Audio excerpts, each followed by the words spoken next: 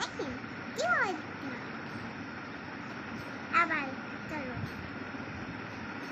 বন্ধুরা, দেখো আমরা এইভাবে আজকে পুড়িয়ে দেখো এখানে রবট আছে।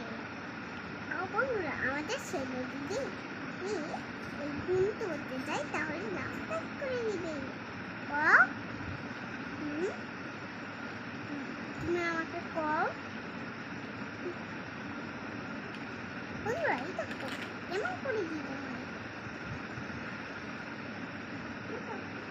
চারপাশে দিতেছি।